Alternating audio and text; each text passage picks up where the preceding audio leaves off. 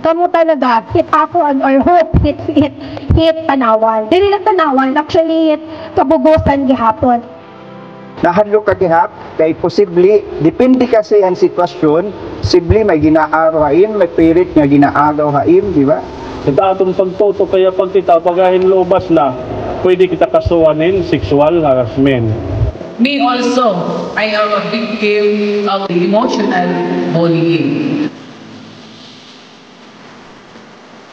Happy New Year everyone, especially mga tanawanan sa magsalita natin yan na. So yan na, andi kita Tanawan Civic Center or Hajin para ipadayon ng akong Project Hope campaign. Kundiin may ada kita consortium against bullying and sexual harassment sa mga estudyante. So yan na naadlaw, adi kita mga happy CHI or Tanawan School of Craftsmanship and Home Industries, grade 11 and 12 students. So tara, kitaon natin kung nagaan na hiradini.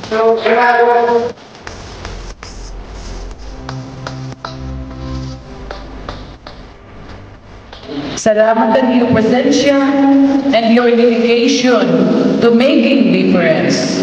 Let us work hand in hand to ensure that our school become a beacon of safety, respect, inspiration for the generation to come. Perpetrated against a person without that person's consent. Ano ibig sabihin nito? Sexual intercourse.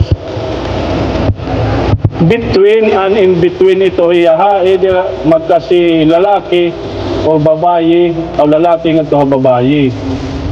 So, adiliwat nga sexual penetration against a person without permission or consent, iton ginpipirit ito Ang mga damo na tababaro, that's the reason why I think nagkabayada na kita hinsuga din ng mga discussions because nakita kita even without us doing the research, just by browsing the Facebook, browsing the internet, browsing Google, makita na kita, hindi nga mga informasyon nga, wow, grabe na nga yan bullying incident din ni Pilipinas.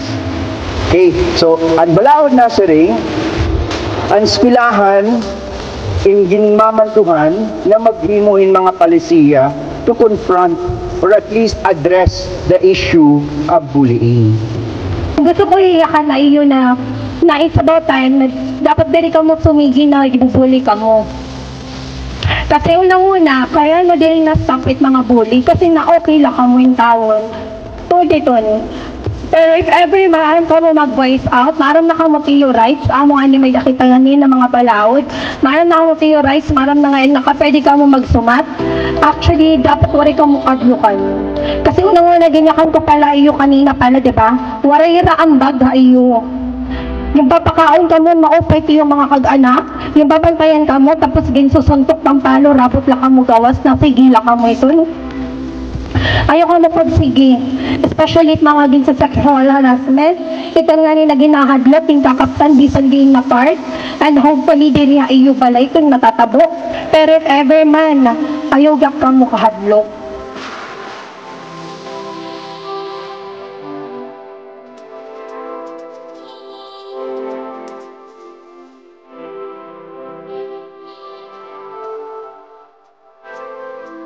Kung amo po ang mga natabo din nga aton, of course, gusto ko magpasalamat sa aton board member at Attorney Boringling, na nilapatan niya as a resource person as well as sa PNP, and of course sa aton Mayor Gina Marilu. Thank you so much sa iyong atanan ng attorney, and of course sa iyo tanawanan. Have a good day.